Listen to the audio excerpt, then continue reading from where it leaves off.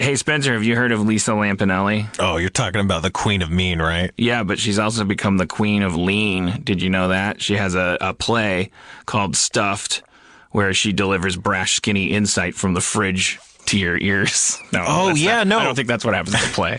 I've actually heard reviews for the New York Times that have said Stuffed offers laughs, genuine pain, and even a bit of insight. So, yeah, I know exactly what you're talking about. Why? Is that relevant to anything? Well, Lisa Lampanelli, she's got a lot of street cred, and she's also got a new Feral Audio podcast where she and her co-host Mike Morse talk about health, food, body image, everything else to help you be the best you can be.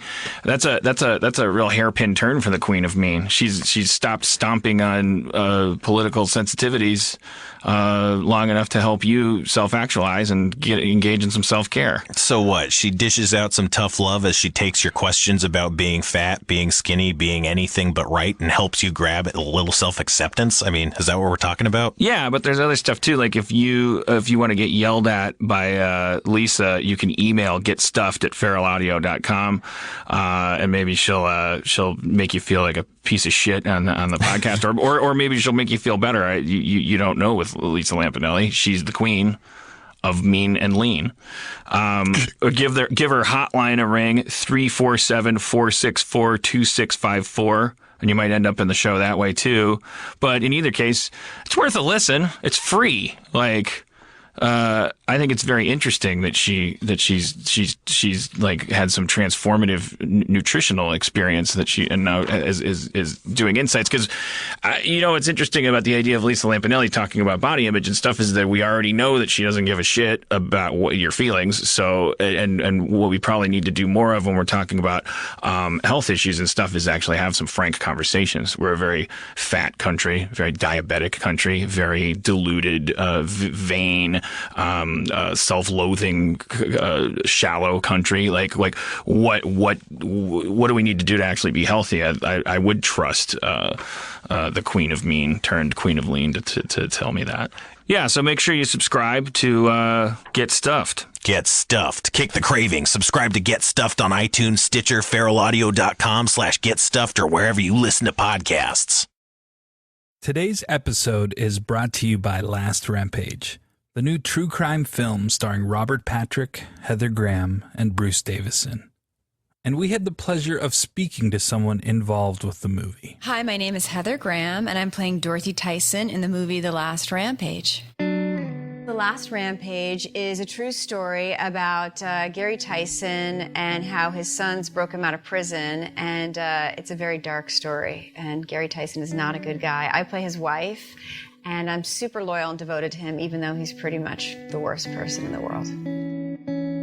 One thing I think is interesting about the movie is a lot of these movies, they tell a story about like, oh, this rebellious guy who was this cool gunslinger and, he did these wrong things, but he did it for the right reason. And I think this story sort of turns that story on its head, because at first you think he's a cool guy, but then you're like, no, this guy is just like a selfish, self-centered, narcissistic jerk.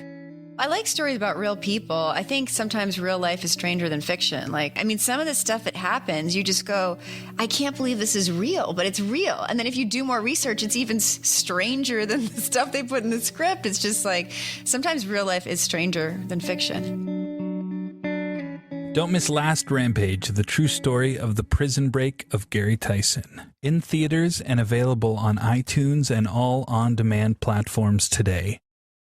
For more information, visit truecrimelive.com or follow the movie on Twitter @LastRampageFilm or on Facebook.com/LastRampageFilm.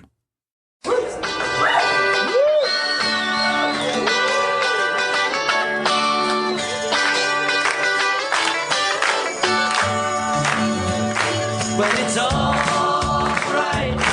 Hear ye, Harmontown is in session. Welcome, everybody, to the Nerd Melt Theater in Hollywood, California. How are you tonight?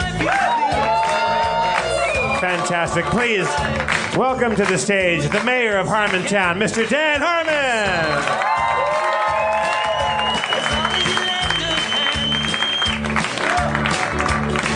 You can sit around and wait for the phone to ring. He's doing a little dance. waiting A little side to side. to tell you everything. His feet are going side to side. His hands are on his hips. Around Oh yeah, that's right. It's a podcast. That's sorry. Podcast. Sorry about that, podcast listeners. You can't just dance on a podcast. I mean, you can, and you should. That's like when people who are big fans of LPs, that was the cracks, pops, and whistles of listening to old school audio recordings, metaphorically. Yeah. You don't see the little kicky dance when you listen to a Harmontown podcast. You have to come here to Nerd Melt. Your dances, historically speaking, are very kicky based. There's lots of little toe kicks to the side. I'm a little baby. And I'm getting prouder of it as I get older, which is good in a Kubrickian sense, because as we know, like we do become babies as we get older. In my early 30s, there was a shame of the fact that I was a baby, because you'd go out with women. Sooner or later, they find out you're a baby. And they actually say the words, "You're a baby," or you say them. I'm a baby, I found a girlfriend who is okay with me being a baby. I specifically enjoy being what she calls a little cloud baby. Would you explain? I'd be happy to. Because we're in a good mood tonight. I have a big down comforter in my room, and it's white. And I like to crawl under it and hold it up to my chin and make a little baby face. And Aaron makes a sound that is exactly half horror, half orgasm. Horror? Yeah, well, because she's going out with a baby, and she wants a baby. But she doesn't want to have to fuck it. No, but it's like it's making her dignity and her ovaries like fight each other and explode. It's like a Twilight Zone. Be careful what you wish for. Yeah, I can't imitate it, but I can make a little baby face in bed that will make Aaron go, yeah. Well, I'm in a good mood because I got a call from my doctor today, and I got really like bad news from him. Congratulations. I had lab work done. Like, you know, they suck the plasma out of your body, and then they send it off to a lab, and you fill out a clipboard. What do you want checked? I want everything checked. I want to know if I've ever come close to herpes. I want to know if I've eaten waffles. I want to know what my liver's doing. I want to know my kidneys, everything. Just like, okay, this is going to take a while. Okay, fine. Just give it to me. It's time. I'm 39. And it's been a month, and they called me today. There was a mix-up with the phone number, and they finally called me. And it's dark news because I'm in perfect condition, and the reason it's dark is because now I'm gonna kill myself, like because I feel like He-Man. I've done nothing but abuse my body. My doctor called me today and said your cholesterol is well within allowances. Now, we're a fat country, so I prefer to look at ideals. You're 1 point away from the ideal. I think if you do a little bit of exercise, you can knock it down to the ideal. Ideal? I'm gonna go to the Olympics with my cholesterol. My liver's fine. Are you kidding me? That is a lie. Are you sure he's a doctor? That might not be a doctor. He may be an elaborate Kettle One sponsor con job. Yeah. I walk out of the place, and the whole facade of the Beverly Hills Hospital falls down, and it's a Kettle One factory. It becomes a truck and drives off. It worked. I can't. Yeah. I'm gonna do a little bit of exercise from now on, and knock that. There's the LDL and the HDL. Doesn't matter. Who cares? But here's what I care about. I'm in perfect shape, Jeff. I'm a perfect specimen. Let's have I'm a super baby. a super cloud baby. There's nothing wrong with me. My blood sugar is low. I can't get diabetes. I could eat a million Twinkies. I can't get diabetes. It's impossible. That's not true. No, you can get diabetes at some point. If we live long enough, we'll all get diabetes. You're not a doctor. It's an age onset disease. If you live to be 100, you're going to get diabetes. If I live to be 100, they're going to have laser spiders that go in your veins and cure your diabetes. They're not gonna... Dan, we're 200 years away from laser spider technology. We're 100 years away from laser spiders. You're talking like you know, like that all of a sudden you know a lot about sci-fi. Oh, thank you for the segue, Jeff. I went to the Chicago... Also, not only can you not see our kicky dance, you couldn't see my smug satisfaction about that segue. I feel like part of my instinct is because last week what we did is we had and even people who, unless you were here last week in person, because we haven't podcasted that episode yet, you don't know. We brought Spencer up when we embarked on our first D&D campaign with Spencer, and I'll probably let him recap it, but we I fucking hope so, because I remember we talked about mirrors for a long time. We were pretty drunk, but we met on a road and we killed some goblins. We went into a cave.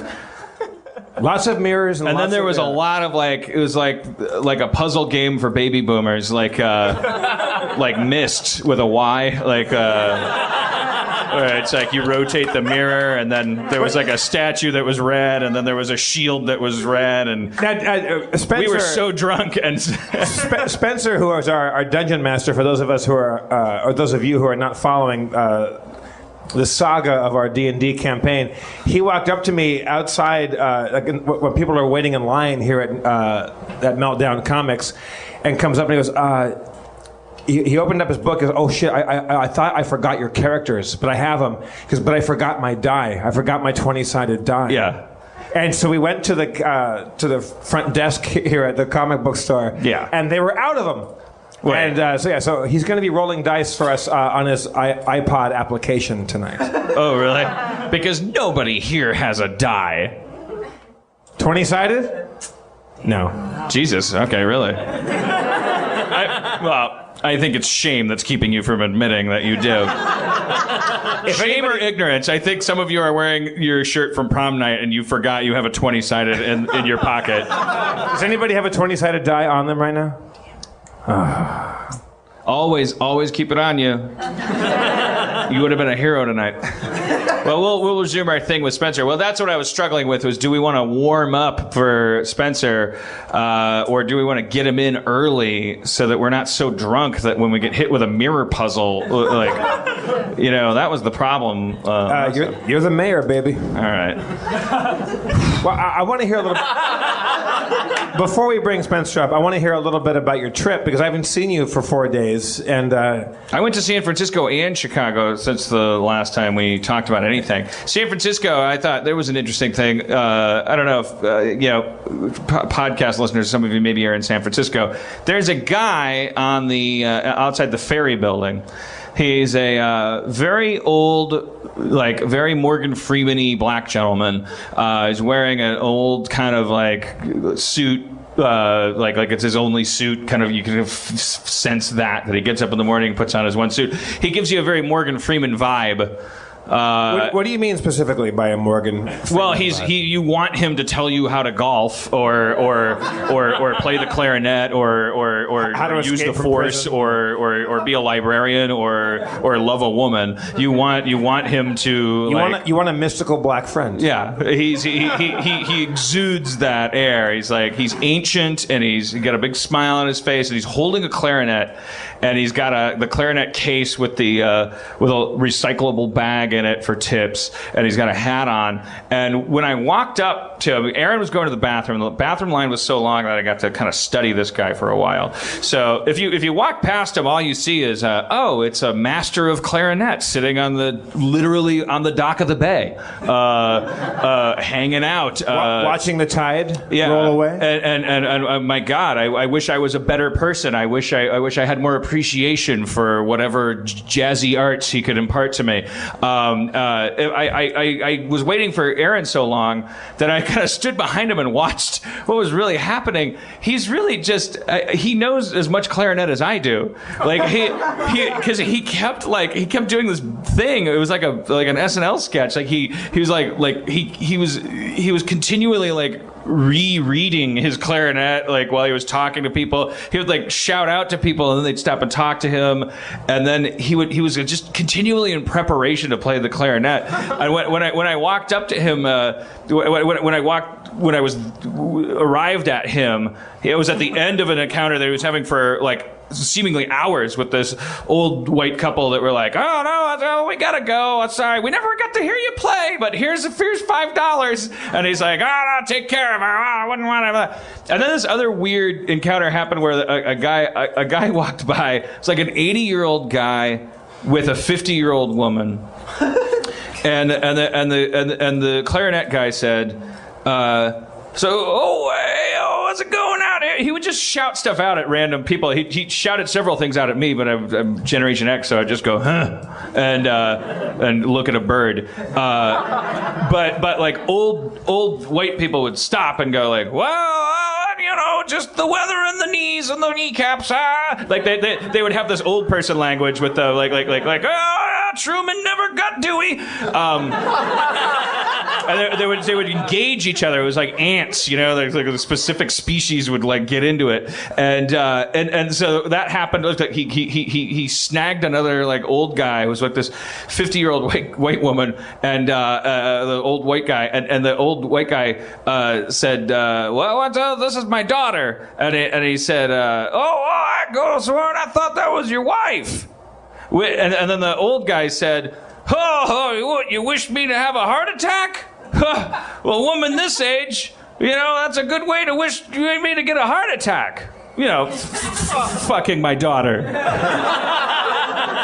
That's 22% of deaths over the age of 75. And then he kept walking away, and then the clarinet guy said, like, he waited. He was like, it was like a block away. The guy, like, there's no way he was going to hear him, but he kind of like the gears ground, and he kind of heard him, and then he thought of something to say to him. I bet you wish sometimes she was your wife, though. And then he finally, after he played String of Pearls. The 30 minutes that it took Aaron to go to the bathroom of this place because the line was so long, I finally saw this guy finally put this thing to his lips, because I think part of the thing is, he needs to at some point create a seam of like illusion that like he just finished or just started playing clarinet. Always just finished. I was in his blind side, like I was standing behind him, like flanking him and just watching him.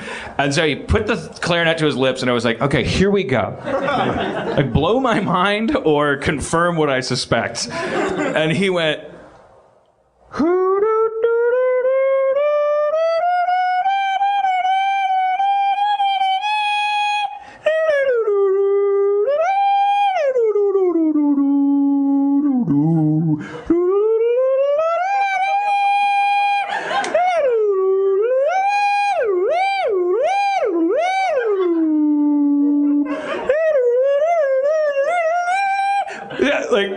That's Artie Shaw. Scales, I think he was doing, but worse, because he hadn't seen Sound of Music. And then put his prop back down, and then just started shouting out everybody up here. I don't know if that's interesting to anybody, but I thought it was very interesting. A cold, misty morning fades as the gray sun rises overhead, revealing the head of a mysterious robed warrior. He gestures at you and makes a compelling offer. Would you like to be a samurai? Would you take the way of the warrior? All it would take is to start snacking healthy with Nature Box. You make as to leave, but the Nature Box Samurai is instantly in your path. Nature Box makes snacks that actually taste great and are better for you, created with high-quality ingredients that are free from artificial colors, flavors, or sweeteners, so you can feel great about snacking. The Samurai reveals a Nature Box from his robes. His hands are aflash as he produces a box. A Nature Box full of masa crisps and cherry berry bonanza. NatureBox recently made their service even better, so now you can order as much as you want as often as you want with no minimum purchases, and you can cancel at any time. And you'll never get bored because there's new snacks each month inspired by real customer feedback. And if you ever... Oh shit, ninjas! NatureBox recently made their service even better. Now you can order as much as you want, as often as you want, with no minimum purchase required, and you can cancel anytime. With NatureBox, you never get bored. There are new snacks each month inspired by real customer feedback, and if you ever try a snack you don't like, NatureBox will replace it for free! The ninjas fall to the ground, defeated by superior snacking. It's simple. Go to naturebox.com and check out their snack catalog. There are over 100 to choose from, and they're constantly adding delicious new snacks. Choose the snacks you want, and they'll deliver them right to your door. And right now, you'll save even more. Sheathing his sword, the samurai continues down the road, away from you. Foes defeated, he sheathes his sword and begins to walk away. But he turns. And one more thing. Right now, you'll save even more. NatureBox is offering Harmontown fans 50% off your first order when you go to naturebox.com/Harmontown. And in an instant, he's vanished. But his voice still lingers on the wind. That's naturebox.com/Harmontown for 50% off your first order. That's naturebox.com/Harmontown. Snack like a warrior.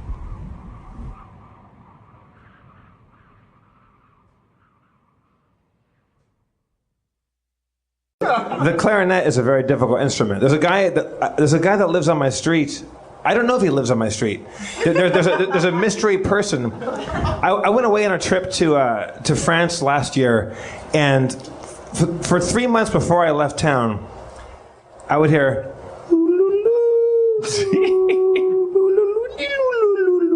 And it would start quiet and get louder and louder and louder. And there was a clarinetist that had just taken up like fucking residence on my street. And he would wander around, and I never saw him. And I went out of town. Apparently, he'd taken up residence on my lawn, and actually, a neighbor called the police and took him to jail. The guy went to jail, and I wanted to kill the guy because it was like the clarinet is not an easy instrument to play. It was terrible, and so he went to jail for a while. Apparently, now he's reemerged. I don't know the name of the instrument, but it's the one that you charm a snake with. In the middle of the fucking morning or afternoon, there's a guy. The Cobra phone. The Cobra phone. And I finally saw him. He's an old, wizened, gray, bearded guy he has a giant clarinet thing with ribbons hanging off of it. It's it's the worst. Do you remember the guy? Were you living in Las Vegas when that guy? He was the Forrest Gump of 9/11. The ranting raving guy. Yeah, the Persian guy one day before 9/11, not Iranian, Persian. Like every day before leading up to 9/11, because I lived in Las Vegas from 90 whatever to 2001. Like just every single day at the same time of day, there would be this guy. You would hear him at any place in Las Vegas. He wasn't like homeless, but he was clearly like mentally ill. I think he had a support system, and then the support system would say, "Yes, you can take a walk, Kyle. And then on his walk, Kyle, it was just an hour a day. Persian. Well, I don't want to be like Larry the Cable Guy and give him a name that I'm gonna regret. But I don't want to riff a name. But he I want to assume his name's Kyle. Xerxes. His name was Xerxes. Every day at the same time, you would just hear this like in the distance, like because I would be writing with Schraub in my living room, and then you just hear from way in the distance, you hear.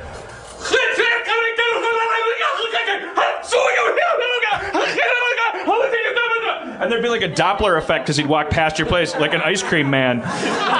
And it was before 9/11, and it didn't really matter. It was just like oh, that's a different kind of crazy guy. It's better than saying I want to strangle your children. I can't understand it. It's kind of delicious. I like it. It's like an orange pop-up instead of the traditional vanilla bean. And then fucking, it was so clear. Like 9/11 happened, and because I was living in that same place, and you just like never ever that guy vanished. He was like he did like some white van came and just sucked him up with a vacuum cleaner. No, I think his family said, Kyle. Kyle, no more walks. They're watching the news. As much as we like you to get out of the house once in a while, we don't want you to get killed. Yeah, they were watching the news of 7-Elevens with American flags draped in the front windows because everyone was terrified of everybody. It was a horrible time. A lot of you were 6 and don't remember how horrifying it was. I remember in the moments after 9/11 driving with Jeff, my comptroller, down Franklin Avenue over where Birds and UCB is there now. It wasn't there then. And I remember just driving at night and like you couldn't drive. It was exactly like after a hockey game, like where someone won or lost that was significant to the same demographic, like the traffic blockers, because 9/11 happened and there was just the traffic was slow everywhere. You're like, why is traffic slow? Is there a 9/11 happening here too? No, it's just a bunch of 9/11 fans out in the street, and they were like lining the street with some of them with candles. Okay, fine, that's sentimental, that's nice. But I remember seeing like a bunch of dudes with baseball caps on backwards with a bed sheet that said USA on it. A bed sheet that they just grabbed. It's like, wait, Steve, grab the bed sheet and write the name of our country on it. With what? It's crucial that we do it now. We're about to lose everything. The towers have gone down. Our beds are next. Let them know on Franklin Avenue that what country this is.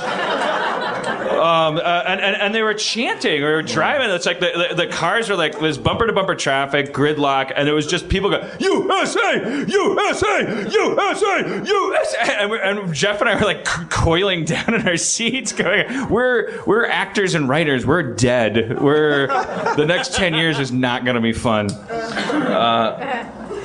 But then we elected a black man. I don't know. So what did I know? That was several years later, though. We society's never finished when you think it is. We're progressive. Are you gonna? It seemed that night that we were dead. Do you have any? What do you think? Obama, Romney? Who do you like? Who do you like, Harmon? Boy, that Romney. He's got pluck. I know. He's got zazz. I spent 5 minutes. I couldn't believe. I thought that was a bit. I thought it was a bit that he was actually the finalist, like that he was the new McCain. I thought there was an actual like Onion bit or something. Like he says nothing. Like it's insane. He's like a parody of something that's already a parody. I'm not even. I would characterize myself as being left of what most people would call liberal, because I really don't like the idea that we all accept that government is necessary. Like it's a bummer, and I know it is, to keep everything in place now. But I think that like it should be our goal to like go like how can't everybody stop telling people what to do? I just don't like this class of people like running against each other in these popularity contests, and they've never done anything in their life. They've never lifted a box. They've never washed a dish. They've never written anything. They've never directed anything. I skewed toward my current audience in the last couple. They were never nominated for a Hugo Award. They don't know how to blow glass. They don't know how to take care of children. They don't know how to eat their own food. I doubt. I bet there's a guy that squeezes like a fireplace thing into their mouth with pudding in it or something, or like RoboCop paste. That's designed to keep them more political. They're not real people. They don't do anything. Squeezes a fireplace thing. It's democracy. The idea is supposed to be like the ideal is supposed to be that we would all be like farming, and then we would go, "Hey, Steve, you got to be a councilman," and Steve would go, "Fuck you! I got farming to do." "Sorry, Steve, you're a very charismatic farmer. We need you to go to the big city where and make sure that they understand how hard it is to farm out here." "All right, but fuck you guys. 2 years and I'm out." Exactly. It's written into the rules. And that's supposed to trickle up, that mentality. Like the guy that's president should be like to everyone in America, "Fuck you for making me do this, but I will spend, because I'm an American, I will spend the next 4 years trying to make it as easy on you as possible. I'll try to keep these trains running on time." And it just, but our predilection for hero worship and royalty fucking took over. And then who seeps in? These disgusting, gross, Oxford shirted, fucking, like just gross schmooze Jews, these people, they're proto-human. They don't, none of them. And I'm sorry, but I include all your favorite people. And I think that I do. And the fact that I'm afraid to say the words "I include Obama" for fear that I'll get it's like politics turns us all into fascists. You start to get afraid to say the wrong thing around your friends, and they capitalize on that instead of going the other way, which is to say, look, we all have a wolf in us. We all want to chew each other's throats out. But we're also all monkeys. We all just want to fucking eat berries. So, let's try to spiritually realign ourselves. Let's find the sweet spot. Yeah, right in the middle. That's what humans are. We're the monkeys that survived wolves by adopting their practices a little bit. But we that's just such a bummer. Every 4 years, it gets more and more. I get more and more crotchety, and I don't know what to do about it. The young people get so excited, and you don't want to piss on that, because of course Obama's a better president than some fucking clone from a Republican vat in the basement of the Pentagon. It doesn't, obviously, but that's like saying Diet Pepsi's better than piss. Neither of it's water. Water is what you need. You're dying of thirst. We need to sustain ourselves. We're human beings. And I feel the same way about religious debate. When people go, "Oh, are you an atheist or are you one of these snake handler types?" I go "Oh yeah, I have to choose between those two." You guys are all on the same side. When you kneel before a fundamentalist God and quiver and go "Oh, the Bible's a newspaper. Here's what happened last Wednesday in 3000 BC," and also when you're getting out your slide rule and going "Well, I don't know it till I prove it." You all agree on one. You all agree on one thing. You're all on the same side, because if I said one thing, I could make you all disagree with me. If I said Dan Harmon is God, atheists and scientists would all throw rocks at me. They would all go, "You're wrong, you're not God." But maybe I am. Why is that not allowed? That's the Ralph Nader of religion. But for each of us, you're God, you're God, you're God, you're God. Everyone's going step right up to the taste test. Do you believe in God or not believe in God? Last name first, first name second. Do you believe in God or not believe in God? Do you believe in God? Blah, blah, blah. Do you choose between math and a story about a guy getting eaten by a whale? You have to choose. You have to choose. You have to choose. No, I don't have to choose, because both of those exist, and both came out of my species' mind. I'm capable. I have a processor in my brain that's more powerful than anything Apple could ever generate, because it's capable of thinking two things at once, both equally. I am capable of creation. I am capable of mysticism. I am capable of mythology. I'm capable of approaching my life from a logical and a mythical perspective. And I'm capable of both, and you want to compromise me. You want me in shackles. Don't make me choose between Pepsi and Coke, because you're just pushing corn syrup. That's it. I feel that way about politics, and I feel that way about religion. And God damn it, I was in a good mood when I came up here. We should bring Spencer up. Spencer, get up here. Dungeon Master Spencer.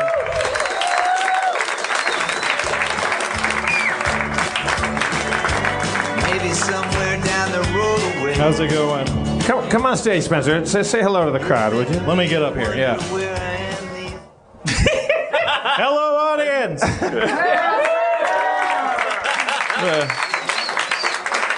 Spencer, I'm guessing you're a cat person. Yeah, I have a cat named Jason. I'm a cat person too. I think you feel like a cat to me. I asked him to come up on stage. He did so unwillingly. He's neither David Spade nor is he Roberto Benigni. He's right in the middle. He's just glares at you, and if you have some kibble in your hand, he'll eat it. I love it. I don't know. I just wanted to say I love you. Thank you. It's hard for our kind to express love to each other. The Dungeons and Dragons people. It's true, yeah. Do you love me? Yeah, I love you. I was just... I was just thinking that like there should be a universal symbol of just like acknowledgement and benevolence that we could just express to one another. It's like if you wanted people to live for a long time but also prosper, like what? If there was a way with that, with maybe a hand signal, Some kind of like something you could do with your fingers, where maybe two fingers touch other two fingers. just to get down to the logic of it all. Yeah. I agree. Dan Spencer, you know what it is? It's called a hug. No, it's not. That's Hug. No, if you're just Hug. driving down the Hug. street and you see a Hug. guy sit. Hug. Ah. Kiss. it's like a Greek wedding. Anyways, well, wait, did we derail you? Were you going to say something? Just the symbol. The hand symbol's cool. Yeah. I agree. I think we all agree. It's Harmontown, or we should be safe to. And in Harmontown, the new Yahtzee will be Dungeons and Dragons. You want to set up your stuff and. So, is it possible to cover the time of you having to unsheath your tomes with a recap of what happened so far? Unsheathe your tomes. The problem is I have it written down. Unsheath your tomes! Oh, sorry. I don't know. No. Follow your heart. Follow your heart. Make your books naked to the world. Unbind your pages. Flip to the chapter of my heart.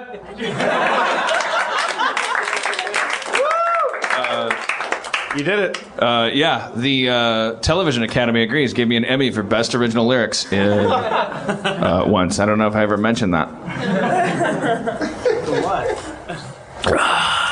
Anyways, we for those of you who have never been here before, Jeff and I have embarked on a historic new podcasting experiment, which is we're playing Dungeons and Dragons on our podcast. It's probably someone else is doing it, but fuck them. It's podcast dynamite. This guy's nodding in the front row. Are you doing it on your podcast? Is that why you're here? No, but there's a lot of podcasts. All right, fine. He said there's a lot of podcasts. Yeah, of course there is. That makes sense. That actually makes the D&D and porn are probably the first things to arrive anywhere there's a new technology. And they're the same people asking that question. Can we use this to role play while taking a break from jerking off? Well, we should ask him then. Like, are there pitfalls? Are there things that we should do or not do? Well, that's a good idea. Well, let's bring him up here. Could you mind coming up? Come on up on stage. You won't be humiliated. Share a mic, Harmon. Yeah. What's your name, sir? My name's Greg. Greg. Okay. So, Greg, you've seen Dungeons and Dragons played on other podcasts. Yes, Okay. I've listened to it played on other podcasts. So, yeah, like Jeff said, are there things that we should avoid? Give us some do's and don'ts for podcasting our D&D campaign. Like, what's the biggest mistake you think has ever been made, aside from the action itself? Also, Greg. Aside from me Greg. speaking Oh, sorry. Greg, take your shirt off. Nope. Oh, jeez. Okay, I've listened to a lot of role-playing game podcasts. They do live D&D games and other stuff. Generally, I stop listening to them because the people are sort of intolerable. So. Oh, interesting. Well, if that was going to stop anybody, I'd be dead by now. Yeah. How do we stay tolerable? Yeah, expound on that, can you? Without making too many enemies? Oh yeah. How about this? I'm going to lower your mic. Oh, that'll help. What makes them intolerable? Generally, it's people laughing too much at their own when they quote Monty Python. Nice. All right. No Monty Python quote. Yeah, that sort of thing. You guys are new enough that you probably don't have any in-jokes from about 4 campaigns ago. So. But that's an easy thing to fall into. Yeah. Is in-jokes. Yeah, in-jokes are hard. I would suggest maybe keeping it short. Yeah. Yeah. That's a good rule with anything. I missed the last one, so I don't know how this went last time, but... We didn't keep it short. Yeah. We fell into your I'll be third honest. sand trap. There was a dog leg in the first fairway, and we landed right in. Since I'm on the spot, that did come up in line while I was waiting. People going, I hope they don't do 3 chapters of the laser lights with the statues. Yeah, I mean, having been stuck in mirror puzzle type things myself in D&D games, I would say that if I was the DM, I might lean more towards something which would allow you guys to role play and riff off each other, than having to figure something out. Right. All right, Greg. Greg, everybody. Greg.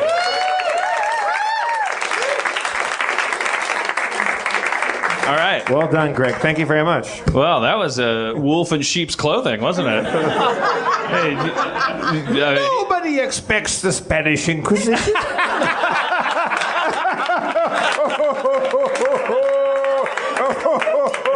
I'm sorry. I couldn't help myself. Spencer, catch the audience up and catch us up. Where did we leave off in our last time in our campaign? All right, well, I should say I was just testing the audience. I do have dice. I'm really disappointed in all of you. he had actual dice. He pretended to lose them to see who would have dice. Oh. Yeah. You were just a clever pawn in my game, Jeff. Well, Now that's a dungeon master. also, that's a liar. Same thing. He's a mastermind. All right.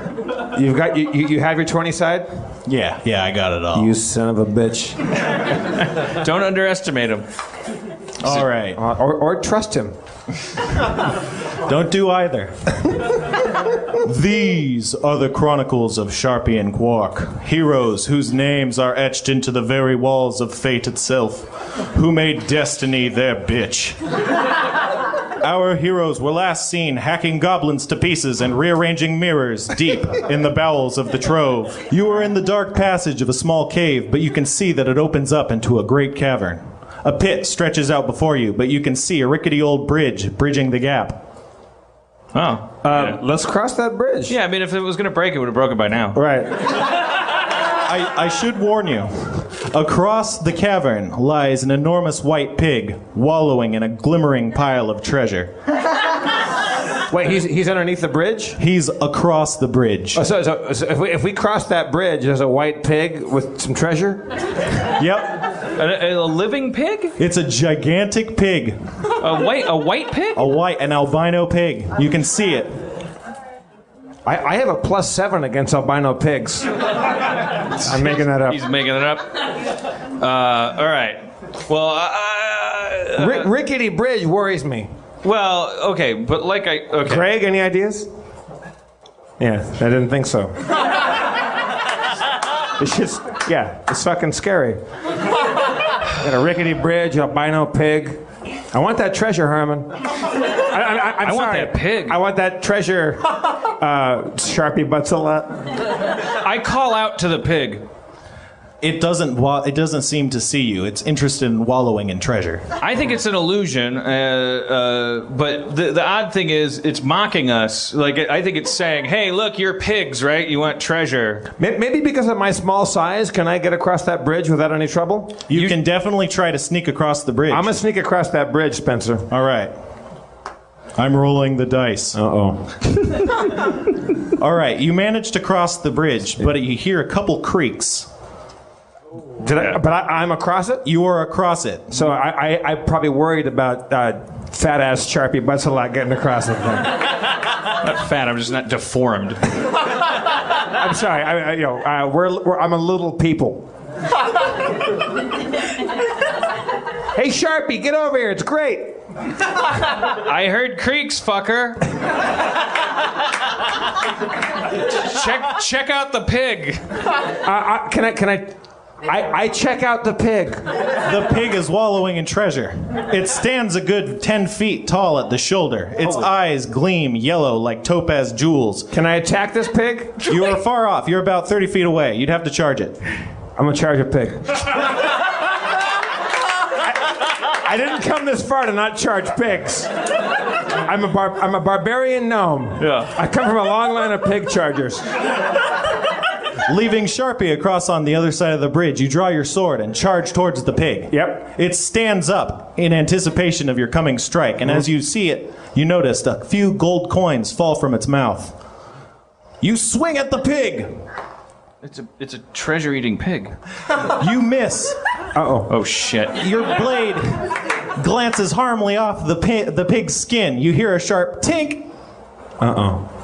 I'm telling you, it's like some kind of golem or something. I gotta get over there and help my little semi-friend. Just cross the bridge, you jackass. All right. I'm getting my ass kicked by an albino pig over here. Okay, I remember from my history that I cast Featherfall on myself to get out of that tower I was kept prison in. Uh-huh. So I assume that's one of my spells. You've forgotten it.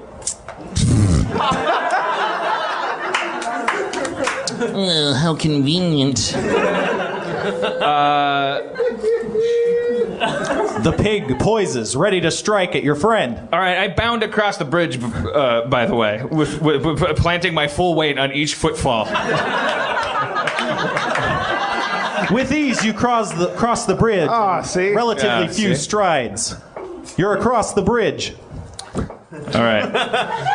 Now you can attack or cast a spell. Okay. Or do nothing. You can wait. All right. Can I attack again? It's his turn, then it'd be the pig's turn, then yours. Does sleep work on potentially inanimate pigs? You can certainly try it. I didn't learn anything about it. In wizard school, you learned that if this was in fact some sort of construct pig, it wouldn't work. But if it was a living pig, it probably would. Right. But living pigs are usually not 10 feet tall. Construct pig. Ray of Frost! You cast Ray of Frost. A blue beam shoots towards the pig. The beam connects squarely in the face of the pig. Fuck yeah. See, I'm not useless. Yeah? Took you long enough to get across that bridge. He takes 2 damage of cold. Let's hope it's a first level giant white pig. Okay. The pig, reacting to the beam hitting it in the face, rears up and brings its feet down on Jeff. I can't Quark. talk. Yeah, Quark. Am I okay? Let's see. Uh-oh. What's your armor class? Oh, 17. Give it to me straight, Spencer. How am I? I got a 10-foot fake pig on me. The pig foot lands on your chest, but the armor manages to protect you. Cling! You are on the floor, but unharmed. Sweet. All right, now go. So you're on the floor, so you can get up, probably. I'm going to get Roll up. out of the way. I get up. You leap to your feet! I run behind my friend. So, hightailing it away, you attempt to outrun the pig, but the pig makes a swipe at your back. Oh, shit. I had my chance. Much like the first blow, this one manages to avoid hitting you. All right. You escape safely. I do have a giant sword, don't I? Yes. I want to attack that pig one more time. All right, you whirl around and slash the pig in the face. You connect with the pig's face.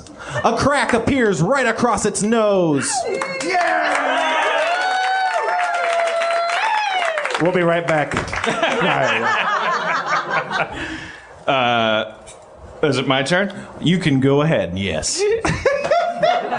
I have to ask you a quick question as a dungeon master. Yeah, any questions? I have a list of spells here, and then I have check marks on some of those spells. You can cast the ones with check marks right now. Later, you can change them. Oops. Okay. Oh boy. Magic missile You cast Magic Missile. on the pig. A blinding sphere of light shoots forth from your palms and strikes the pig right in its leg. Leg. Let me get a dice. Aim for the face. Dude, I'm into the arcane arts. Not. You hit it for 4 damage. See? That's like twice as much as your sword, by the way. I didn't say out loud the sword did 7 damage. Oh. Sorry, Sharpie. Twice as much as my Ray of Frost. Yeah. I'm getting better. That's my point. Your arcane magic missile strikes the pig. It is angry. It charges you, Sharpie. It's barreling right towards you. Let's see if it connects. The pig plows right into you. It knocks you up into the air, and you land flat on your back, sprawled out. You can go ahead, Jeff. I want to kill this pig. How does just a regular gnome barbarian like me kill a fake construct albino pig? Can I swipe at it again? Can you fly into a berserker rage? Berserk rage. I go into a rage. I fly into a rage. As your eyes turn red, the muscles on your body bulge and ripple, increase in size. Get a room. You lose all capacity to listen to logic and reason. You Yeah. can only take violent actions. Let's do this thing. You fly at the pig. I'm gonna kill a pig. Slashing it across the side with your blade. Give me something. Give me 20. You got a 17. That's pretty close. Oh, it's not bad. You strike the pig on its flank. Its side splits open, and several coins fall out. It's still on some of its last legs. It's a piggy bank. I just got that. I just got that. Look, I can't hear logic right now. Oh,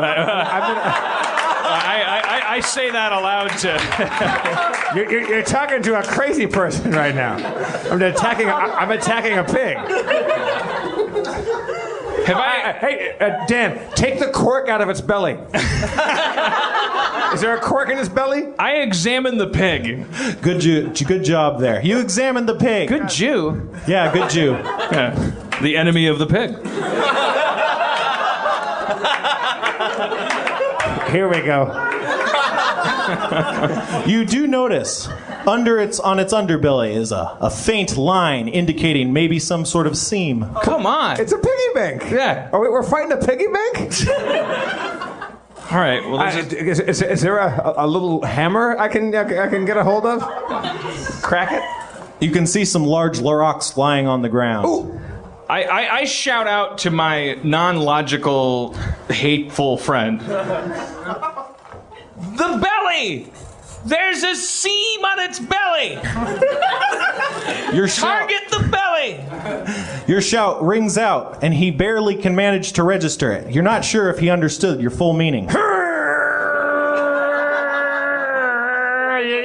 Okay. I grab a rock and I attack the pig's belly with a rock. You grab a sizable boulder and smash it into the side of the pig. It shatters into pieces. Sweet. It's full of treasure. The whole pig? The whole pig is destroyed. We beat the giant piggy bank. We beat a piggy bank.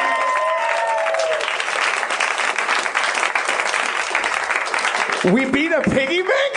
The whole thing was a piggy bank? Beating the giant piggy bank was made. Yeah, that was. Is that a metaphor for something?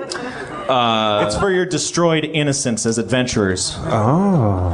I just made that up right this second. All right, well let's collect this treasure and wrap this segment up. All right. You count 3,500 gold pieces in coins. Jesus Christ. A few gems were recovered, but you don't know their true value. You see a small jade statue of a lion. It seems to be glowing softly. It looks rather heavy, as well as a box. A wooden box. Let's put that jade lion in the box. Get the fuck out of The here. lion does not fit in the box. You don't fit in the box. Don't be defensive. Calm down, I'm sorry. Berserker Rage. I'm Stop still, trying to do logical things. my eyes are still red. I'm sorry. You're starting to come down. Okay. Jesus. Take it easy. Wow. For future reference, don't just open boxes we find in treasure piles. What? Yeah. Or do. Open that box. Or don't. I'm going to open that box. I'm still illogical. I open the box. It's full of scrolls. You don't understand. Well, those are mine. Yeah. Yeah, that's obviously literati stuff. Using your wizard eyes, you can tell that there are two scrolls of magic missile and 2 scrolls of burning hands. Ooh. Nice. I'll take him. You also see a large gold sword. I'll be having that sword. As you reach for the sword, you notice a warmth in the grip. You hold it aloft, bet. and it Yeah, here we emanates go. bright light. We're talking about jerking off, right? What's going on over there, Quark? I'm just grabbing a warm sword handle. Was it? Why is it warm? I don't know. You tell me. Hot shot. Is it just warm as he grabs it, or is it? It's magic. It's just generally warm. Can I investigate the sword? You investigate the sword. Its blade is a bronzy gold color, and it has runes that you don't understand etched into them.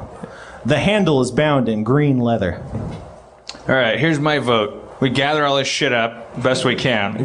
Take 5. Take it back to town, and we make Spencer do the grunt work of adding the stuff to our inventory, so that we Fantastic. can analyze it in another installment. Look, a full day's work. We crossed a bridge. Another day, another 3,500 gold pieces. we killed the giant piggy bank. Spencer, everybody. Spencer!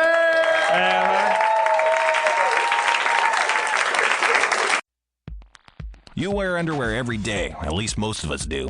It's time to try something better. MeUndies has created the world's most comfortable underwear with a blend of fabric that's 3 times more soft and more delicious than cotton. When you feel awesome from the inside out, you look awesome from the outside in. When you upgrade your undies game, everyone wins. Life feels better in MeUndies. MeUndies is made from modal, a fabric that's 3 times softer than cotton and loved by Dan's dog Nigel. MeUndies has tons of colors and patterns from classic to bold to adventurous, and they're the only brand with matching pairs for men and women. And all orders in the US and Canada ship for free, so if anything eats your underwear, you can get them instantly, no problem, no hassle. And if you don't love your first pair, and you will, MeUndies will pay you back and you can keep it for free. No questions asked. Feed your dogs. I just got my pair in the mail and it's amazing. I'd be wearing it right now if Nigel didn't bite a hole in the ass. That's why I subscribe, but you could also just save additional savings by purchasing in bulk. Make sure you go to MeUndies.com/Harmontown to get 20% off your first order, and make sure to use that link, MeUndies.com/Harmontown, so they know we sent you. All right, wear underwear, do it. Give it to your dogs. Everyone's happy.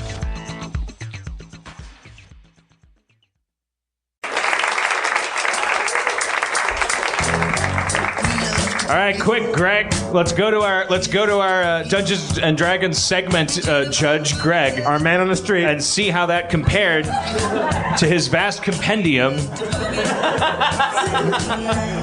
Greg, what'd you think? That was really good. I give Spencer props. It must be really hard. The whole time I was looking over him and just wondering, like, how he could not freak out. All right. All right. It seemed like props. Then again, in my early stand-up days, when you wanted to fuck somebody over, if you were MC, you would come up after them and go, "Keep it going, folks. Comedy isn't easy." But I don't think that was the spirit in which that was offered. You liked it, right? We kept it short. That was sincere. Do you have any advice for us? Like things to do or not do next time? No, sorry, I can't. I got nothing. You were thrilled. I'm thrilled. You were entertained. Yeah, right. fantastic. We did it. Good. We had a good. Anybody else out there have any questions? Yes, ma'am, right there. Examine before you fight. A young lady in the crowd says, "Examine before you fight." Look, I'm a barbarian gnome. If I examined before I fought, I'd be taller. All right. That's good advice. What's your name, ma'am? Jen. Jen says, "Examine before you fight." Let's try to hear her ethereal voice next time we enter a battle. Examine. Yeah, you should always examine before you fight, gentlemen. I will say, in my defense, Jen, I didn't know we were in a battle until my friend charged across the bridge and attacked the pig. When I see a pig, I don't think time to fight. I think time for breakfast or a delightful Disney conversation. The last thing I thought was that we were going to be fighting it. I sent him across the bridge to test it because he's lighter. Right. I blame Jeff. All right. That's fine. You blame me? Yeah. Well, I'll take it.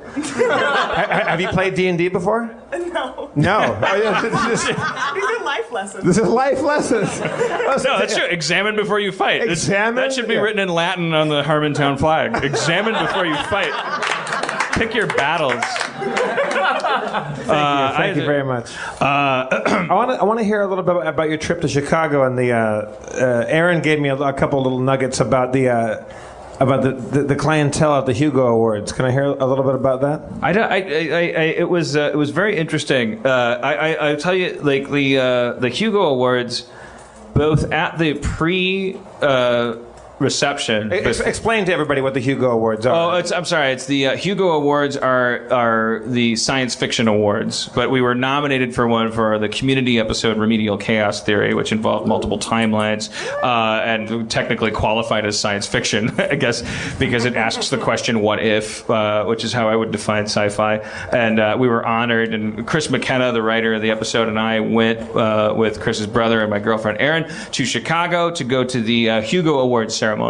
And it was amazing to be back in the Midwest, and specifically to be back in the Midwest in a science fiction environment, because the body shapes were so. I have been the fattest guy in Los Angeles for a long time.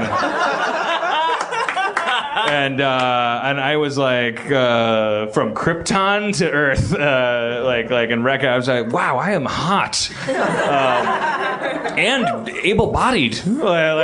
Lots of rascals, lots of leg braces, lots of scooters, lots of steampunk tanks to help people breathe, goggles, tiaras. Those are called oxygen tanks.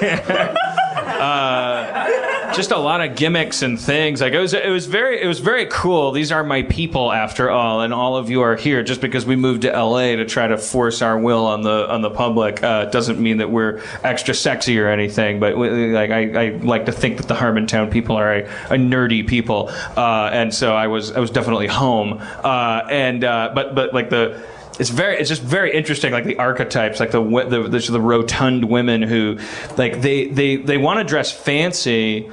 Nothing is lost on them about the idea of let's have a big fancy ball, but they all want to do fancy means Victorian or like dragon times. So everyone's kind of wearing these costumes. Like everything's as fancy as they can muster, but without buying into the bullshit black tie paradigm. So everyone's walking around. It's just like Dr. Demento's walking around getting tea cakes with women dressed like just Aphrodite and no music. Never. From the moment we got there to the moment we left. And we left soon because there was no music, and we weren't we're too cool for this. We got there before the award show. We were told, show up 2 hours before the award show to this reception. You're in this banquet hall, no music. Everybody totally cool. They're all good people. They're all clearly they've all been bullied, and they're all very smart, and they're all dressed to the relative nines, as per their galactic definitions of the nines. They're dressed to the 9 kelvins. So like I said, there's octopi walking around, and that's not true. I don't want to conjure that image. You've all been to Comic-Cons where there's a stormtrooper. This wasn't like that. This was like an Eyes Wide Shut, kind of back room at a real sci-fi convention. Where you're not allowed to these are the people that are into sci-fi books and maybe a couple movies if they're really book based. They like the smart stuff, and I think they like fucking. Because it's just there's a lot of cleavage, a lot of just taking your boobs and pouring them into things, like Renaissance fair kind of stuff. At the Ren Fair, there's lots of bodices and. It felt a little Ren Fairy, yeah. Like in the sense that it was let's be fancy tonight, but let's not buy into Hugh Jackman's version of fancy. Did they embrace you? Did they recognize you or know you? Or? I think we felt. I'm sure everyone felt this way, but we felt very nerdy. We felt outcast. We felt lonely. family. You were nerdy at the sci-fi? Right, because we were just guys in suits, so we found a table like you did in high school, and just found a quiet corner and sat, and then some people like made the effort to talk to us, and then we loosened up a little bit, and but we felt very like outside and kind of off-put, and for good reason, because when we checked in at the convention, the woman that checked us in said, "What's your name?" And I said, "Dan Harmon." She said, "Oh, Community. I love that show. Love that episode." I said, "Oh, thank you very much." She said, "You're not going to win." She said, "I don't mean any disrespect, but you're up against The Doctor's Wife," written by Neil Gaiman, who is the David Lee Roth of science fiction, apparently. And this episode was the Panama of Neil Gaiman things. There was just no way we were going to win, and she did me the courtesy of letting me know that as I got my name tag, which I appreciate. Was there any rehearsal for like your interaction with the show? Yeah. They asked that we show up early. And I've been involved in other award shows, and this has never happened. We had to show up for an orientation in case we won, which just adds to the humiliation of losing, but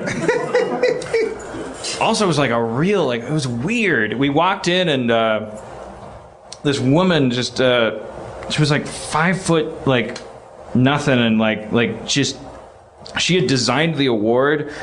Oh boy, I don't know how to explain this. It's I want to impart to you guys the misery so that you can turn it into enjoyment. But I don't know how to do it without making you miserable.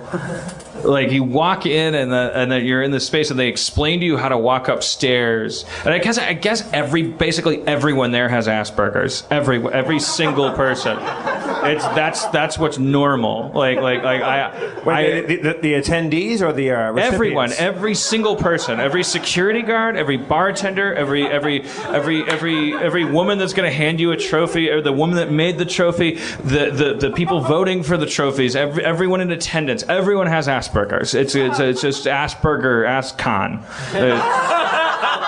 And so I walked in and they because they were just like, welcome. As it pertains to the obligatory instructions, we'll now proceed. You see the stairs are in the center of the stage. You will, if you win, and should you win, I will not presume that you should win. However, the condition that you should win. If it was X or a gate, I suppose you might win. If you do win, please proceed in an orderly fashion up these stairs in the middle of the stage. If you try to go up the left or right stage, you will instantly break your legs, as there are no stairs. So go up the middle. There is an X marked on the stage where you would pause with the statue.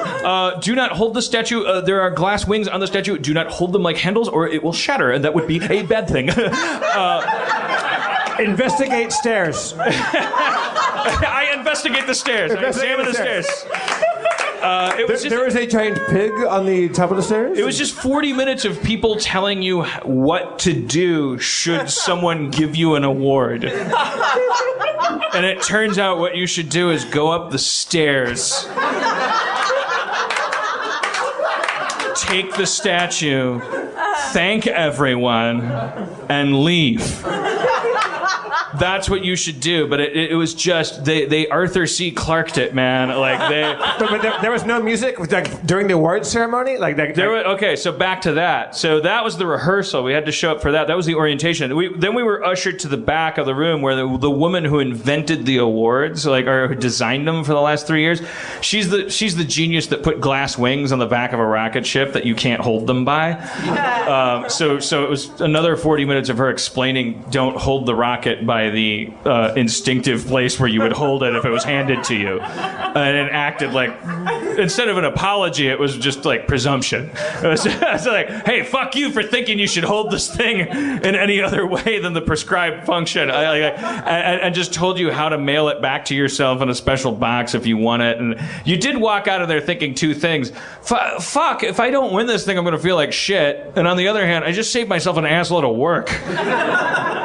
She showed you how to polish it. She showed it, and everyone kept saying, like, because the statue's shaped like a rocket, don't hold it like a dick, because it looks like a dick. And no one's just saying the word dick. Like, it looks like a dick. Like, everyone keeps making jokes about how it looks like a dick, but no one says it looks like a dick. Like, all the women keep going, oh, yeah, they told us not to hold it like this, or clean it like this, or hold it like this. It's like, yeah, because it looks like a dick. It looks like a big silver dildo. So, like, own it or fucking... Or bone it.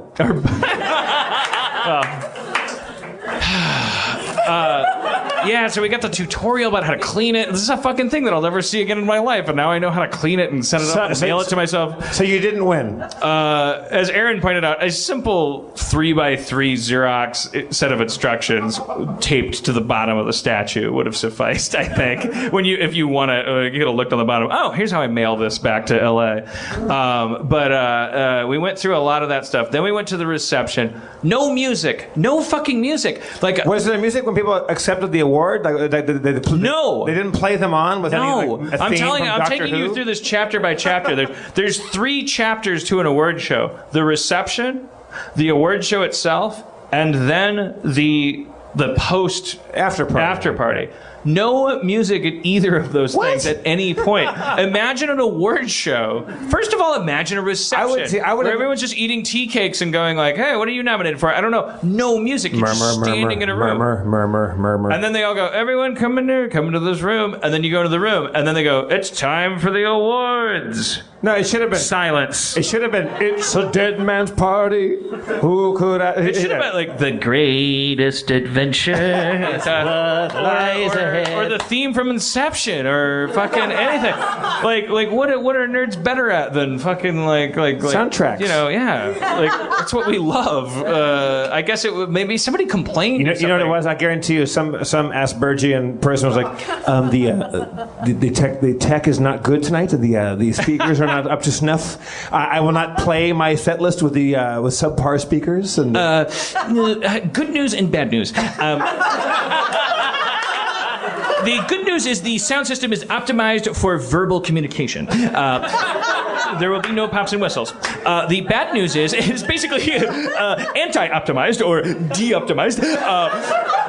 For anything other than, which happens to include tonight's selection of music, which is provided by Angela, and I wish she was not consulted about this, and so I don't know what is happening at this point in time, so I basically don't know what to do.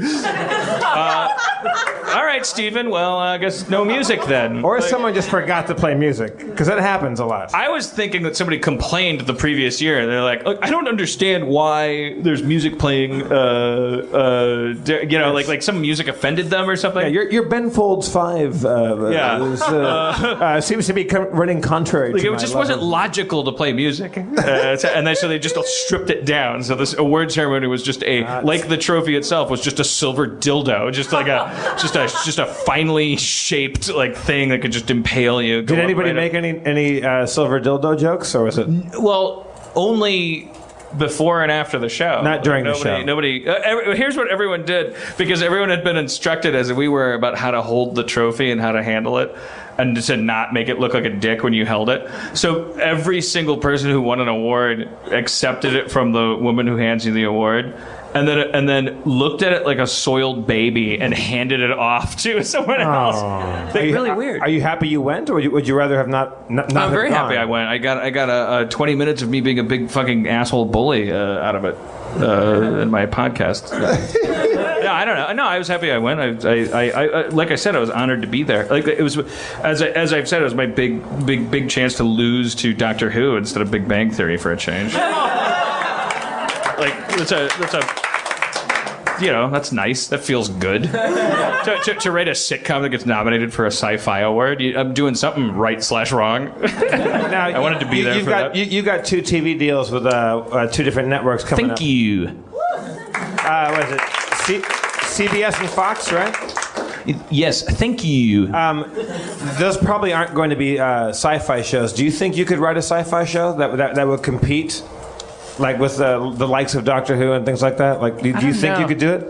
I think probably, because TV's big secret is like all you have to do is write a good pilot. You hire a bunch of really talented people and just like you just farm their sadness. I don't think there's anything that's impossible in TV because knowing it's the Henry Ford principle. Like, do you think it's possible to make a jetpack? Yeah, if you put enough Korean people in a warehouse and starve them to death, yeah, you can. If you murder enough people, if you that's the Henry Ford theory. Yeah, if you chain enough human life together and make each person do one small thing, like you can do anything. You're saying you could write a sci-fi show if you put enough Korean people in a warehouse. Yes. That's my promise to you tonight. On this election eve. Sponsored by Nike. Wasn't it Archimedes who said, "Give me enough Korean people? Koreans in a warehouse. give me 100 Koreans in one warehouse." And I can write. And I will give you a hit UPN show.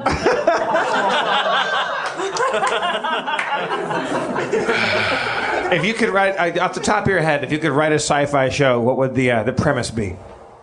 I would either do it. Just my first answer would be time travel in general. I love time travel. I'd love to do a time travel show. Do it. Fuck you, lady.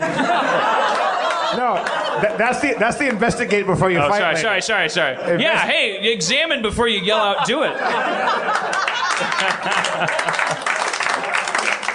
No, what she really meant, that was a reverse heckle. That was a high road heckle. She's like, do it, get off stage. Go write something. That's why... Get us out of here. I agree with you. Time travel I'd love to do. But, why time travel particularly? I don't know. I just think that's... What's the wish fulfillment in time travel? Because there must be, right? Well, no, I don't know. What's the fetish of time travel for you? Well, no, because you would say no. I think empowerment. That's what it is. Because if I could go to any time, I always fantasize about if my whole garage with all of the stuff that was in my Prius got transported to 1920, then not only I could be like Batman because I'd have a Prius. What do you have in that Prius? And I'd just be competing with Machine Gun Kelly. He'd have this shitty old car and a machine gun. He'd still kill you. I know. I didn't think my fantasy through, Jeff. Because I also got I'd have GPS. No, I wouldn't. The satellites wouldn't be there.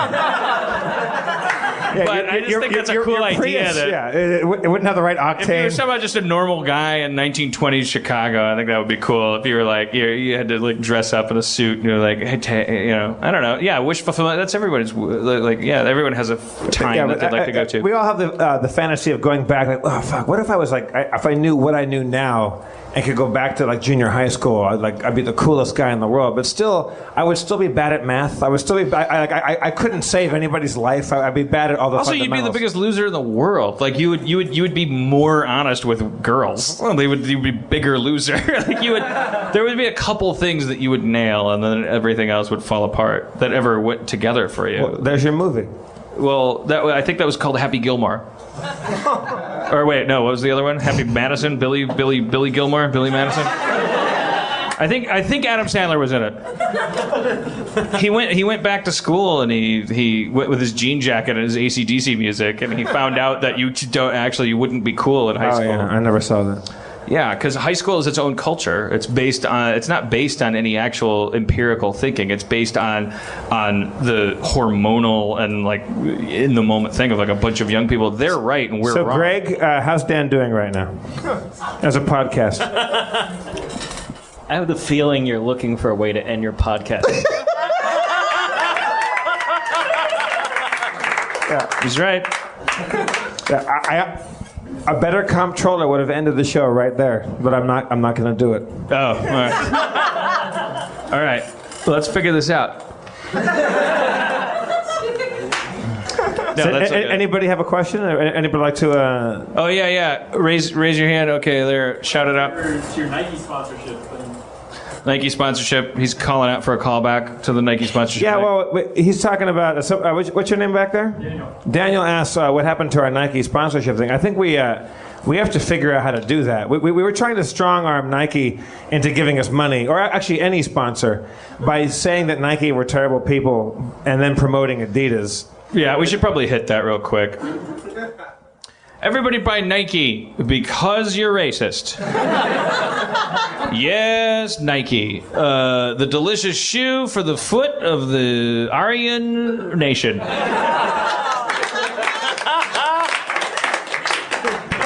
You know, Dan, while you were talking about Nike and their overt racism, I was thinking about how comfortable I am tonight in my Adidas. It's a new shoe called the Adidas, made by Puma. It's the new Puma Adidas. We can't fucking do this, right? We need a sponsor, is what we're saying. Someone sponsor. We got all tangled up. The answer to your question, Daniel, is we fucked up. We tangled in forces. We tried to strong arm Nike, but Nike doesn't give a shit. We tried to out Avenue Madison Avenue. Yeah, we tried to out Avenue and Avenue. Yeah, it's impossible. They're already an Avenue. They don't care. I tried to stab a piggy bank earlier. We don't fucking know what we're doing. Welcome to failure. Any other questions? Anybody have a question for Dan Harmon? Right here, sir. Yes? Is Kettle One your drink of choice, or is that just for bulk drinking? Is Kettle One your drink of choice, or is it just for bulk drinking? It's my drink of choice. Therefore, I drink it in bulk. Why Kettle One? You can sense everyone's excited. They're like, yeah. There's an ending! No, it's like, you guys want to help. You're like, and it's a closer! I used to go bodyboarding when I was in high school, and like you would be out in the ocean, and you get so tired, and like sometimes a wave would kick your ass, and you'd almost drown. Like, just give me one good wave to take me back into the beach. Yeah. I'll get on its side. It doesn't have to be great. I'll still say cowabunga no matter what, you know. Yeah, I'm going to roll into a ball. Just get me back to the beach safely. You know, Dino's daughter got stung by a stingray. Yeah, Dino Stamatopoulos' daughter got stung by a stingray, the same animal that killed Steve Irwin. Yeah, if it stings you right, it'll fucking kill you. Yeah. Even if you're an alligator wrestler. By all accounts, it's bloody fucking painful to get stung by a stingray. And she's been stung by a jellyfish, and she got her finger ground in like a meat grinder on a field trip. And the same week that she got stung by a stingray, our friend's daughter, who was what, 12, 13, 14? What is she? Somewhere around that, right? Around 12 years old? Come on, Dan, help me out. Wait, who are you talking about? What are you talking Tigger. about? Right. Our friend's daughter. How old is she? Oh, 12, 13. Yeah, I don't know. She got... Well, I can't wait to hear the recording. I'm like, what do you... yeah, she's 12, 13. The same week that she got stung by a stingray and screamed bloody murder, and it's very painful. She also dove into a pool and did a flip and scraped her face off. Yeah. And got in a car accident. It's like they were like backing out, and someone like they were parked, and somebody sideswiped them, and they like her and her mom got whiplash. Same week. She's marked for death. She's it's like the Final Destination. Thank you, ma'am. Final Destination. Thank you. That's exactly what I was thinking of, that Final Destination movie, which, by the way, are surprisingly good. You would never think on paper. Applause, yes, for the...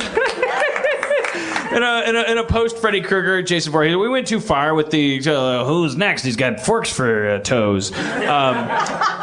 His name's Steven. Like, we kept trying to come up with an understated. Well, Jason, Freddy, Mark, Kyle, Douglas. Douglas loves fire. He's got fire feet. Obviously, that had to give, and the Final Destination is pretty. On paper, you go like, oh, these kids. They go, in the beginning of each of these movies, they go, we're kids. We love having sex, and let's get on the roller coaster. And then someone goes like, wait, I gotta tie my shoe. Don't get on the roller coaster. And then they don't get on it. And then they let's take pictures of each other, like so we can rip off the Damien thing. And then the roller coaster like crashes. Big 9/11 thing happens, and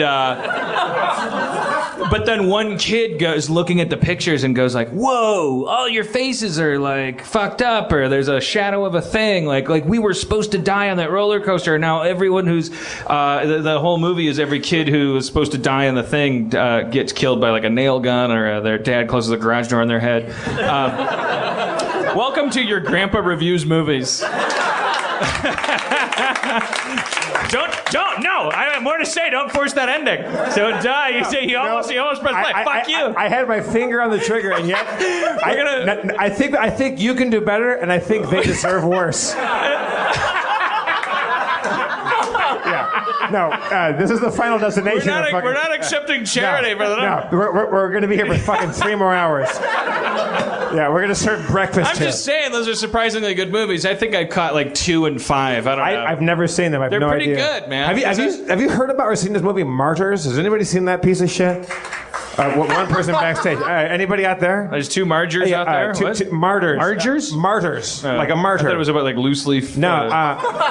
There's 3.5 inches. My advice to you is it French, right? Like the director is a French film. My advice to you is don't see it. Do not see it unless you like misogynistic French directors beating women for fucking 13 years and then ending on a kind of like oops, we did it. Like that's the movie. Somebody fucking gave me that movie. A bartender at the fucking drawing room gave me that movie. Like, Jeff, you like weird movies? Watch Martyrs. It's crazy. Get to the end. I watched it. Halfway through, I texted her. I was like, I hate you, and I hate everyone you know, and I hate this movie. And if I ever see you, I'm gonna do to you what this movie did to me. And I'm going to beat you and tie you and feed you pea soup and beat you to death like the fucking women that do, and then skin you alive and then have no ending. And then I watched the ending. I'm like, okay, it's a pretty good ending. But don't watch the movie. Don't fucking watch Martyrs. Well, Jeff, when you watch the DVD, they gave me the DVD that you can't fucking. It's not in stores. It's not. You can't go to your fucking. It's not on Netflix, and there's a good reason because it's fucking. It's an atrocity.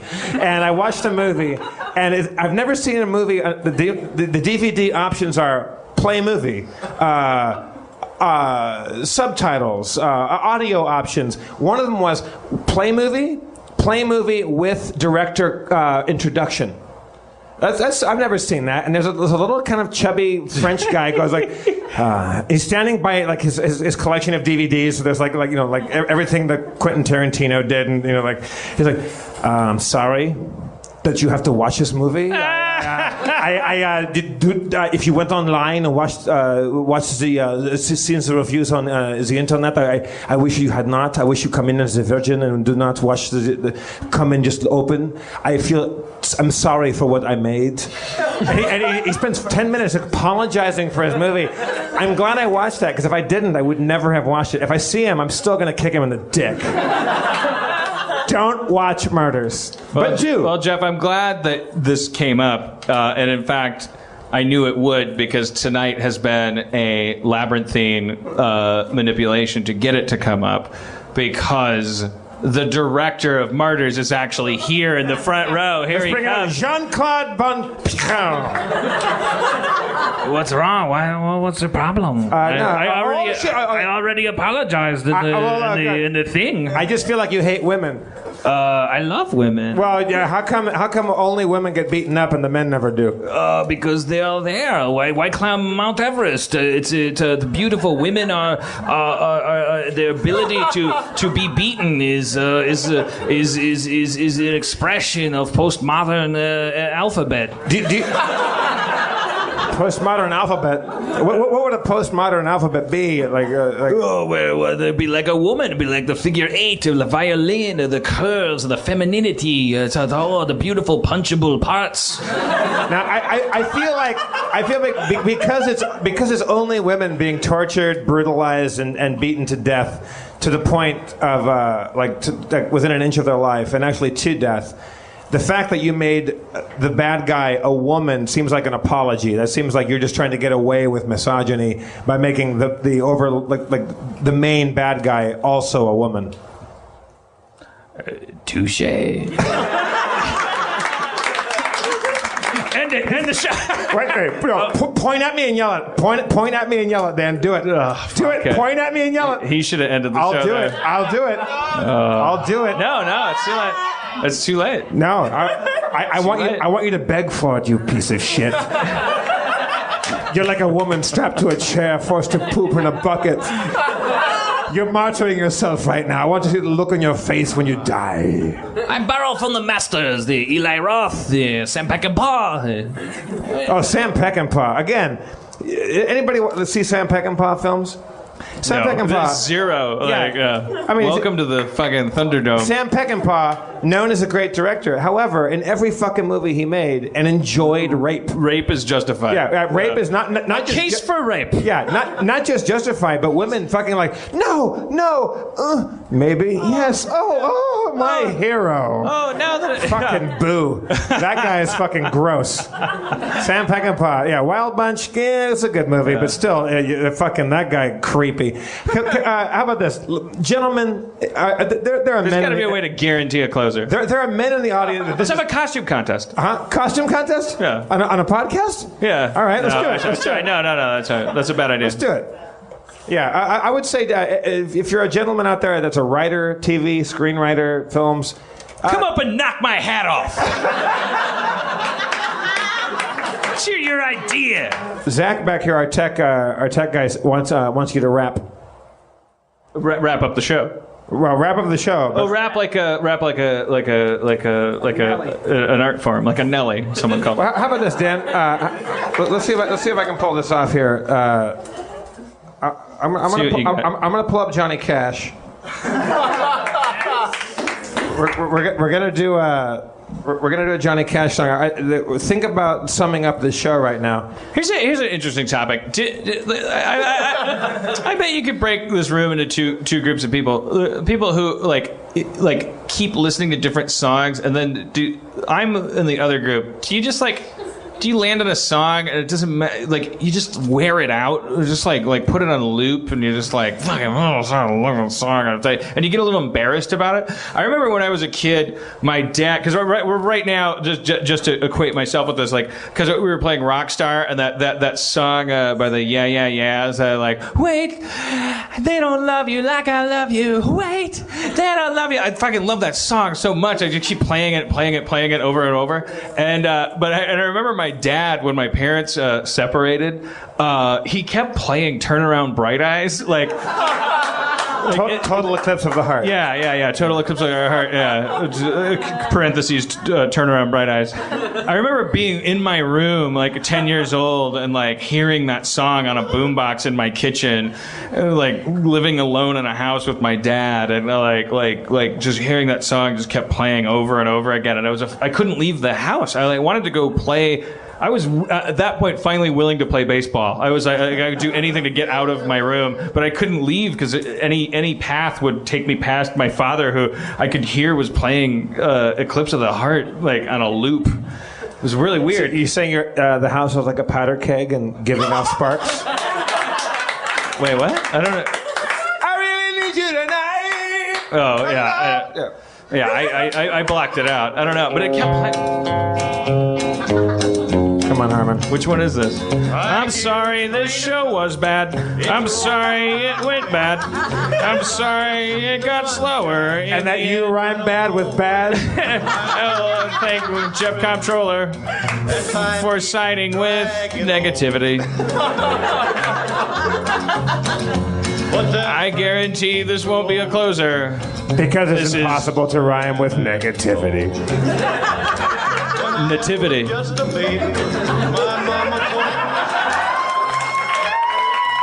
Good night, everybody. We fucking did it. Thank you for coming to Harmontown once again. No. All right. No.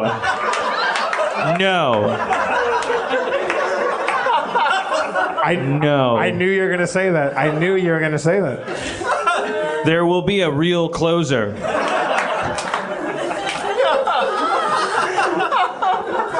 It'll be genuine. I'm defiant. I was going to end that motherfucker. I know. It doesn't matter. You can end on anything. You can. These people have all been at things that have ended badly. I don't accept that ending. There's got to be a new way.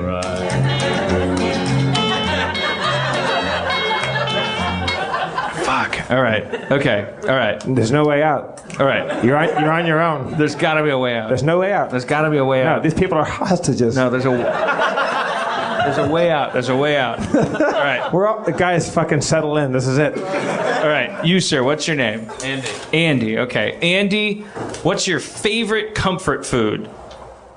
That's tough. That's tough, Andy says. Steak. Okay, Andy likes steak. Okay? All right. All right. What's your name, sir? Jason. Okay. What is your least favorite food? Seafood. Okay. All right. Andy likes steak.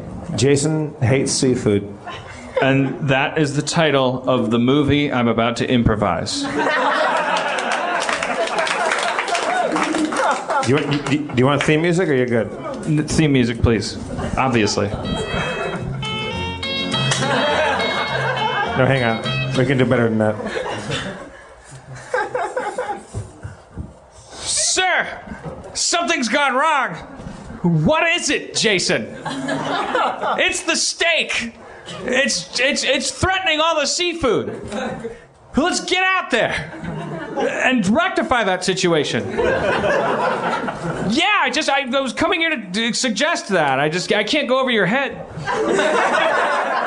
Look, I wasn't saying that you should. I'm like, what? Sir, is there something wrong? Yeah, I get insecure. I feel like I got promoted before you. Don't let that worry you. I've always respected you. I know that. Let's get out there. Get in the Jeep. The steak Jeep?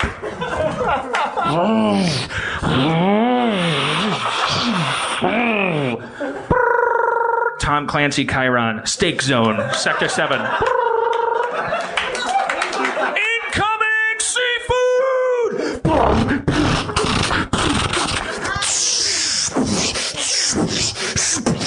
Let's go fuck up some seafood, motherfuckers!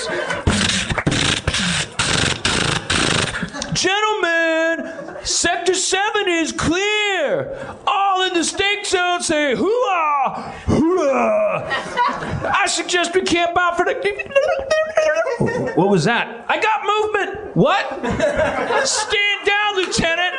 No, sir, I got movement. You will silence yourself. We're going on R&R. Our hubris is primary. We will relax. We will not pay attention to any incoming data. But, sir, I don't... Seafood! Oh, shit! Oh, my fucking asshole! Oh, I'm getting it ripped out of my pussy! Oh, my intestines! Oh, shit! Obamacare, Mitt Romney, hot buttons, Monica Lewinsky, cigars, got milk, closer! We did it! Nerd Melt, it's been my pleasure to rip the fucking roof off this place! Mic drop! Sorry. Oh boy, Dan Harmon, everybody. In an unclosable show, he closed it. Keep your applause going if you would for Katie Levine, our audio recorder, Zach McKeever, our tech, Emily Gordon, our producer of the live show, Daniel Kramer, program director, Dustin Marshall, podcast producer, Mo Fasselbath, on-site director, Jenny Fine, our fine artist. I've been Jeff Davis. This is Harmontown. Thank you all for coming. Spencer, our Thank you dungeon guys. master. You're great. Very patient. Thank you. Sorry. Greg, our dungeon master assistant. God bless you all for suffering through what might be the greatest night in podcast history. Let's all get drunk together, won't we? We love you. Xanadu. Xanadu.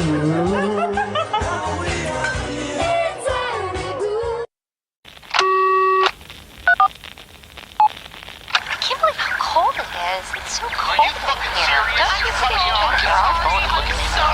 Now you think so. I think it's so rude. You're so as a branch of the United States government.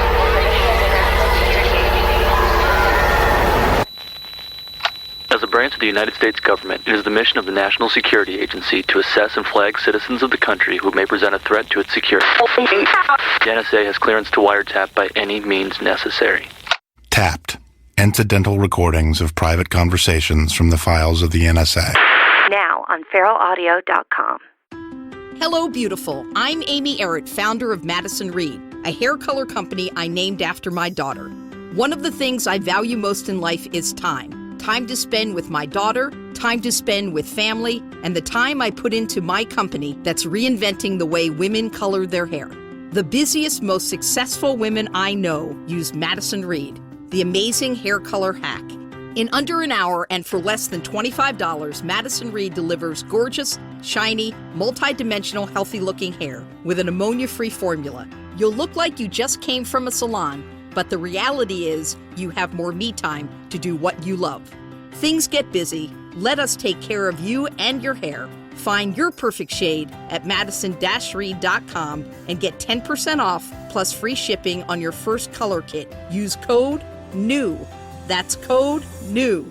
Try it. Love it. That's the beauty of Madison Reed.